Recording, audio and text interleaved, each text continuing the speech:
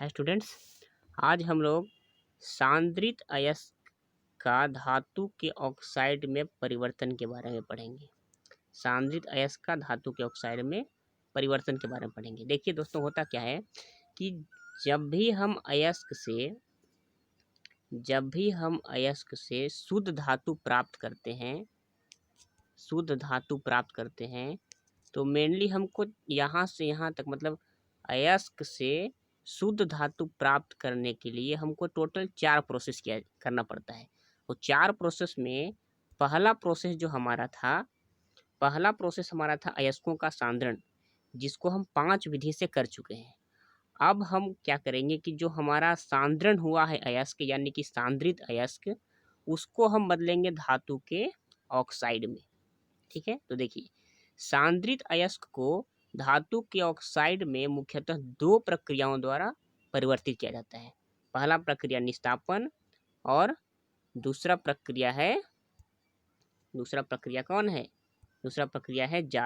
जारण कहिए या भर्जन कहिए। तो बारी बारी से हम लोग समझेंगे। पहले समझते हैं कि निस्तापन क्या होता है।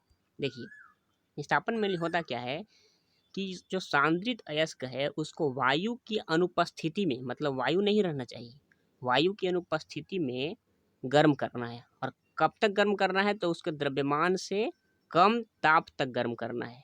ठीक है, तो मेनली सांद्रित अयस्क को वायु की अनुपस्थिति में उसके द्रवणांक से कम ताप तक गर्म करने की प्रक्रिया क्या कहलाती है? निस्तापन कहलाती है। मतलब कि निस्तापन में हम क्या करेंगे, सांद्रित अयस्क को गर्म करेंगे, लेकिन कब तक गर्म करेंगे? जब तक वो पिघलना शुरू नहीं कर दे तब तक उसको हम गर्म करेंगे।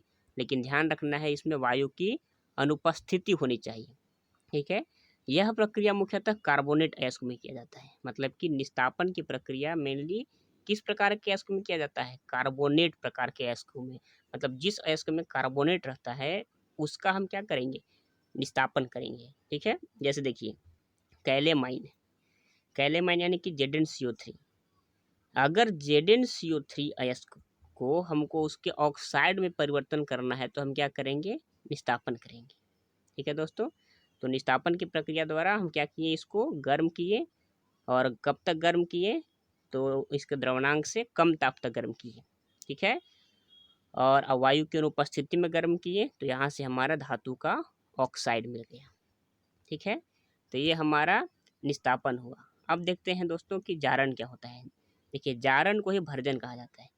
इसमें भी सारा चीज़ वही होता है, बस इसमें केवल वायु की उपस्थिति होती है। मतलब इसमें भी हम सांद्रित अयस्क को गर्म करेंगे, द्रवणांक से कम ताप तक गर्म करेंगे, लेकिन इसमें वायु की क्या होनी चाहिए? उपस्थिति होनी चाहिए। और उसमें क्या था? और इसमें था कि वायु की अनुपस्थिति होती थी। निस्तापन में वायु की अनुपस्थिति और भर्जन में वायु की उपस्थिति होती है। ठीक है दोस्तों, अब देखिए, अब इसको हम रिएक्शन समझते हैं। जैसे देखिए यह जो प्रक्रिया है यह मेनली सल्फाइड अयस्क में किया जाता है। भर्जन की प्रक्रिया किस अयस्क में होता है? सल्फाइड अयस्क में। और निस्तापन की प्रक्रिया किस अयस्क में होता था? कार्बोनेट अयस्क में। ये काफ़ी इंपॉर्टेंट क्वेश्चन है दोस्तों कि निस्तापन की प्रक्रिया हम कार्बोनेट अयस्क के लिए करेंगे और भर्जन की प्रक्रिया सल्फाइड अयस्क के लिए करेंगे। तो ये एक सल्फाइड अयस्क है, इसको ऑक्सीजन की उपस्थिति में हम गर्म किए। ध्यान रखिएगा, इसमें ऑक्सीजन की उपस्थिति होती है। क्या बन गया? धातु का ऑक्साइड बन गया। ये गैलेना एक सल्फाइड अयस्क है लेड का, इसको वायु की उपस्थिति में गर्म किए, क्या हुआ? लेड का ऑक्साइड बन गया। उसी तरह एक और है जिंक ब्लेंड ZnS, इसको वायु की उपस्थिति में गर्म किए तो जिंक का ऑक्साइड बन गया दोस्तों। अब देखिए, अब हम तीसरा हमारा चरण है। पहला चरण क्या था? पहला चरण था अयस्कों का सांद्रण। दूसरा चरण था सांद्रित अयस्क का धातु के ऑक्साइड में परिवर्तन। अब तीसरा चरण क्या है? हम बताएं कि टोटल 4 चरण होता है। अयस्क से शुद्ध धातु प्राप्त करने में टोटल 4 चरण हमको करना पड़ता है। इसमें 2 चरण हम लोग कर लिए। अब हम लोग करेंगे क्या? धातु के ऑक्साइड को बदलेंगे धातु में। पहला था अयस्कों का सांद्रण, दूसरा सांद्रित अयस्क का धातु के ऑक्साइड में परिवर्तन, और तीसरा है धातु के ऑक्साइड का धातु में परिवर्तन। देखिए इसमें क्या होगा? इसमें धातु के ऑक्साइड को धातु में बदलने के लिए मेनली मुख्यतः कार्बन, कार्बन मोनोऑक्साइड और एल्यूमिनियम के द्वारा हम ये काम करते हैं। ठीक है दोस्तों, अब देखिए सबसे पहले कार्बन द्वारा, इसमें क्या होगा कि जो धातु का ऑक्साइड है उसको कार्बन के साथ गर्म करेंगे तो हमको क्या मिल जाएगा, धातु मिल जाएगा। यही चीज़ लिखा हुआ है कि यह प्रक्रिया में धातु के ऑक्साइड को कार्बन के साथ मिश्रित कर गर्म करते हैं। अच्छा, अब हम आते हैं कि कार्बन अब दूसरा है कार्बन मोनोऑक्साइड वाला।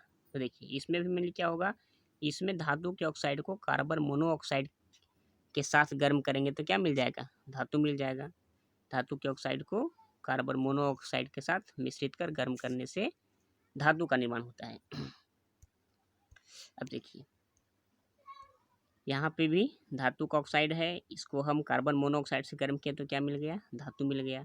और तीसरा हम एल्यूमिनियम के द्वारा भी कर सकते हैं। इसमें भी धातु के ऑक्साइड को, यह है धातु का ऑक्साइड, इसको एल्यूमिनियम के द्वारा हम गर्म किए तो क्या मिल गया, धातु मिल गया।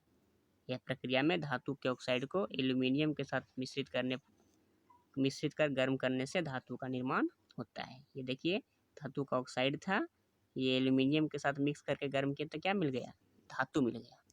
ठीक है दोस्तों, अब एक मोस्ट इंपोर्टेंट क्वेश्चन पूछते रहता है एग्जाम में, एल्यूमिनोथर्मिक विधि की व्याख्या करें। तो देखिए मेनली इसमें होता क्या है, इस विधि में एक बर्तन में, पहले समझ जाते हैं उसके बाद हम इसको फिगर से भी समझाएंगे। क्या करेंगे, एक बर्तन में पहले एल्यूमिनियम का चूर्ण तथा Cr2O3 को मिश्रित कर उसमें डाल देंगे। सबसे पहले क्या करेंगे, एक बर्तन में एल्यूमिनियम का चूर्ण डालेंगे और क्रोमियम ऑक्साइड यानी कि Cr2O3 को मिक्स करके उसमें डाल देंगे। इसके बाद क्या करेंगे, उसकी ऊपरी सतह पर मैग्नीशियम का चूर्ण को भर देंगे और भरने के बाद फिर क्या करेंगे, एक मैग्नीशियम के फीते को जला करके और उस मैग्नीशियम के चूर्ण के संपर्क में लाएंगे। ठीक है, देखिए क्या होगा। देखिए दोस्तों, ये था हमारा एक बर्तन और इस बर्तन में हम क्या किए, इसमें दो चीज़ भरे, एल्यूमिनियम का चूर्ण और Cr2O3 इसमें हम भर दिए। अब क्या किए, इसके ऊपरी सतह पर क्या भर दिए, मैग्नीशियम का चूर्ण भर दिए और एक मैग्नीशियम के फीते को जला करके हम इसके कांटेक्ट में लाएं। देखिए क्या होगा, ऐसा करने से यह चूर्ण भी गर्म होकर जलने लगता है। जैसे ही ये जलता हुआ मैग्नीशियम का फीता इसके कांटेक्ट में आएगा तो ये चूर्ण भी क्या करने लगेगा, जलने लगेगा और जिसके कारण नीचे उपस्थित मिश्रण की अभिक्रिया होने लगती है। ये गर्म होगा और गर्म होने के कारण ये मिश्रण गर्म होगा और फाइनली यह अभिक्रिया होना शुरू हो जाती है और इसके द्वारा हमें धातु का निर्माण होता है। जैसे देखिए ये मिश्रण था, ये गर्म हुआ और यहाँ से क्या हो गया, धातु का निर्माण हो गया, क्रोमियम। कभी कभी नोट में पॉइंट एक हम लोग समझेंगे कि कभी कभी एल्यूमिनोथर्मिक विधि में क्रोमियम ऑक्साइड की जगह लोहे के ऑक्साइड का यूज किया जाता है और ऐसा करने से क्या होगा, लोहा मिलेगा और ये लोहा पिघली हुई अवस्था में मिलता है और इसी का यूज ट्रेन की टूटी हुई पटरियों के बीच में भरने में किया जाता है। मतलब होता क्या है कि कभी कभी एल्यूमिनोथर्मिक विधि में इस क्रोमियम ऑक्साइड की जगह पर लोहा के ऑक्साइड का यूज करते हैं। तो क्रोमियम ऑक्साइड से जिस प्रकार हमको क्रोमियम मिला उसी तरह लोहे के ऑक्साइड से क्या मिलेगा, लोहा मिलेगा और वो लोहा जो मिलता है एल्यूमिनोथर्मिक विधि से, जो लोहा मिलता है वो लोहा पिघली हुई अवस्था में मिलता है और इसी पिघले हुए लोहे का यूज ट्रेन की टूटी हुई पटरियों को भरने में किया जाता है। तो कभी कभी क्वेश्चन भी पूछा जाता है कि ट्रेन की टूटी हुई पटरियों को भरने के लिए किस विधि का यूज किया जाता है, तो हम क्या बोलेंगे, हम बोलेंगे एल्यूमिनोथर्मिक विधि का यूज किया जाता है। तो ये रहा दोस्तों एल्यूमिनोथर्मिक विधि। अगले वीडियो में हम लोग धातुओं का शोधन, जो हमारा चौथा और लास्ट पॉइंट है कि अयस्क से धातु के निष्कर्षण का चौथा चरण हमारा है धातुओं का शोधन। तो ये चीज़ हम लोग अगले वीडियो में पढ़ेंगे। तब तक के लिए इस चैनल को देखते रहें और यदि ये वीडियो आपको अच्छा लगता है तो प्लीज़ इस चैनल को सब्सक्राइब कीजिए, लाइक कीजिए और शेयर कीजिए। धन्यवाद।